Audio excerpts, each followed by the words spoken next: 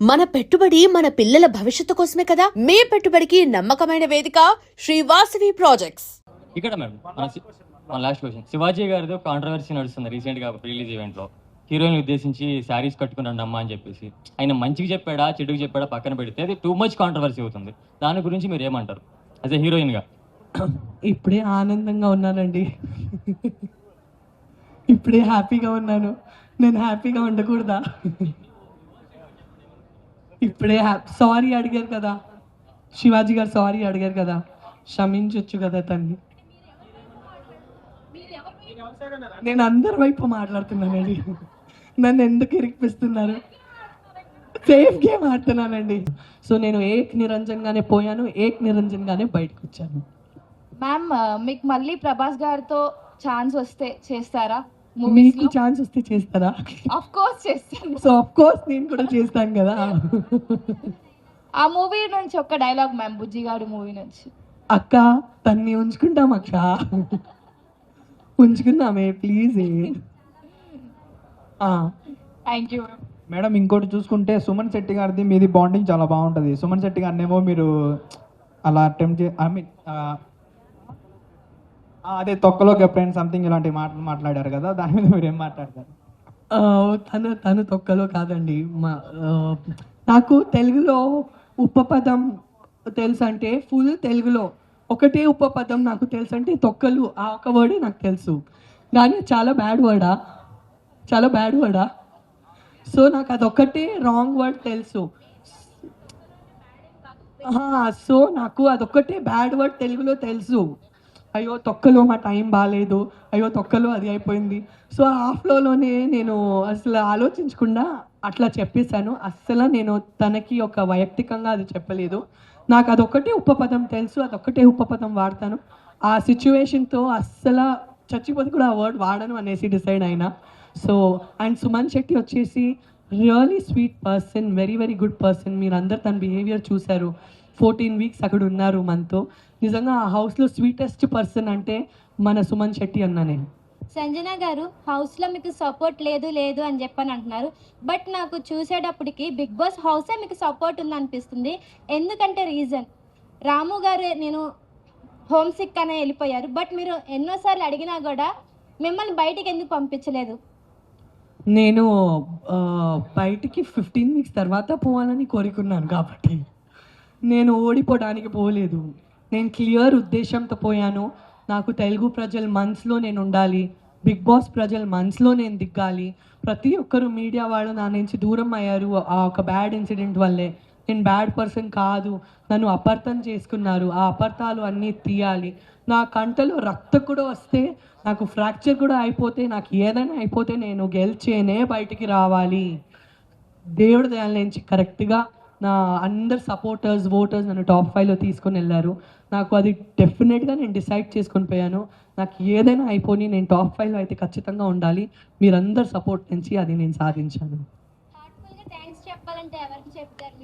హార్ట్ఫుల్గా థ్యాంక్స్ చెప్పాలంటే నా ఓటర్స్కి చెప్తాను, నా సపోర్టర్స్కి చెప్తాను, నా హస్బెండ్కి చెప్తాను, హస్బెండ్ డాక్టర్ అజీజ్ గారు, నా మమ్మీ అనిత రేష్మ గారికి చెప్తాను, నా మర్దలు ముజీబా అపాకి చెప్పాను. ఒక్కరోజు తన ఇంటికి పోలేదండి నా మర్దలు, ఒక్కరోజు ముజీబా అప తన ఇంటికి పోలేదు.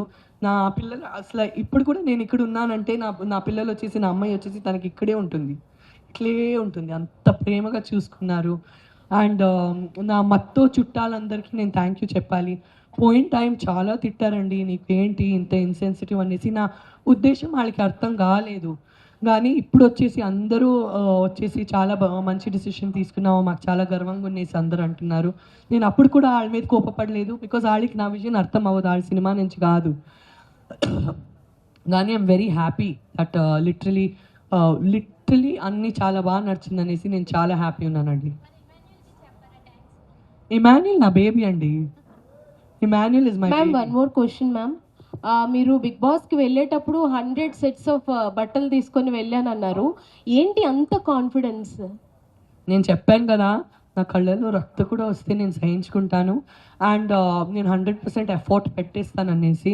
అండ్ నేను వేరే ఊరిలో ఉన్నానండి, నేను బెంగళూరులో ఉన్నాను. ప్రతిసారి వాళ్ళకి ఇబ్బంది పెట్టేసి అది కొరియర్ చేయండి ఇది కొరియర్ చేయండి కాకుండా అండ్ నాకు ఎవరైనా షాపింగ్ చేసిస్తే నాకు ఇష్టం ఉండదు, నాకు నాదే ఇష్టం ఉండేది నేను వేసుకోవాలనేసి.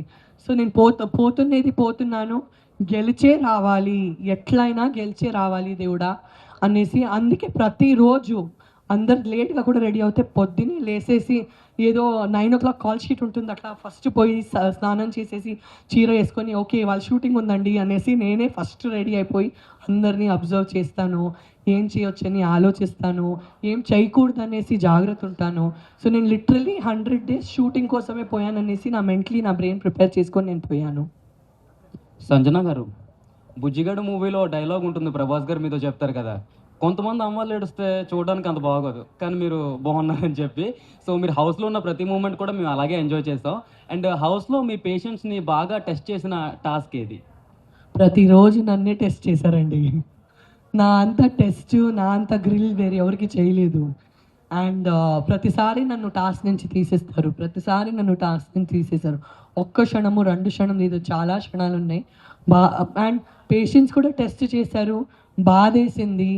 ప్రతి వీక్ నామినేషన్స్లో నన్నే గట్టిగా కార్నర్ చేస్తున్నారు. ఎస్పెషలీ టాప్ 5 దగ్గర వచ్చేసరికి సంజన ఎందుకు ఉండాలి టాప్ 5లో, ఉండకూడదు అనేసి చాలా ట్రై చేశారు, చాలా నాకు రచ్చగొట్టడానికి ట్రై చేశారు. బట్ ఆట అంటే అదే కదా, తను ఎందుకు ఉండాలి మేమే ఉండాలనేసి పోటీగా ఉండాలి కదా.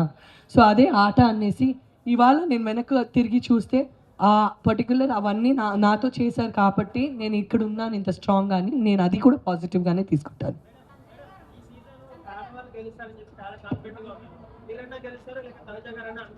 నేనే గెలుస్తాను అనుకున్నా, మరి నేనే నీ చెప్పి తిరిగితే బిస్కెట్ అయిపోతాననేసి ఆడవాళ్ళు గెలుస్తారని డిప్లొమాటిక్గా చెప్పారు. షీఈ్ ఎస్టాబ్లిష్డ్ ఆర్టిస్ట్ అండి. అండ్ తనకి మంచి ప్రాజెక్ట్స్ వచ్చేస్తాయి. సో అండ్ తను ఏం సాధించి బయటికి వచ్చింది.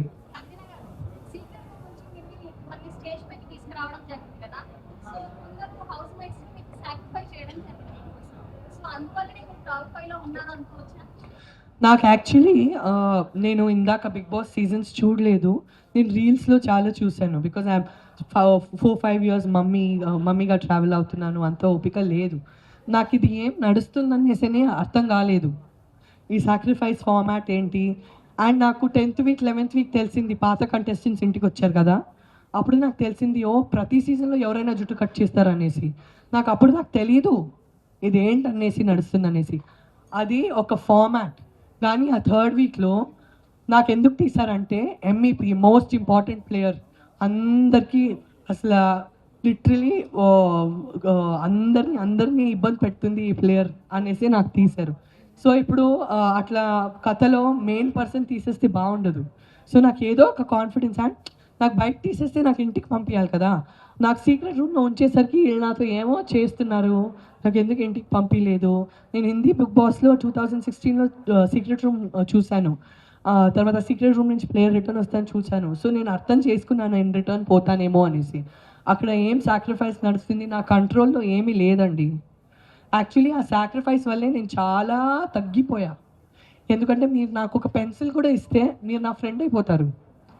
నేను మీతో గట్టిగా గేమ్ ఆడలేను, మేము మంచిలంటే అంతే కదా. ఓకే ఇవ్వండి, నో ప్రాబ్లం, అంతే చాలు. సో కొద్దిగా కూడా ఒక మంచి ప్రేమ చూపిస్తే మేము చాలా సాఫ్ట్ పర్సన్ పోతాము, ఆడ పరంగా ఉంటాము. సో నేను చాలా తగ్గిపోయాను ఆ సాక్రిఫైస్ తర్వాత. ఆ పర్టికులర్ ఆటలో చాలా సాఫ్ట్ పర్సన్ అయిపోయాను. మంచిదే జరిగిందిలే. బట్ అది బిగ్ బాస్ ఫార్మాట్. సాక్రిఫైస్ అంటే అది నా కోసం చేయలేదు, బిగ్ బాస్ ఫార్మాట్. కానీ వాళ్ళందరూ నా కోసం నిలబడ్డాడు. చాలా చాలా ఆనందంగా ఉంది దట్ ఆ రోజు వర్ణన్న, తనుజ, రీతు, ఇమాన్యుల్ నా కోసం నిలబడారనేసి. సంజన గారు ఇక్కడ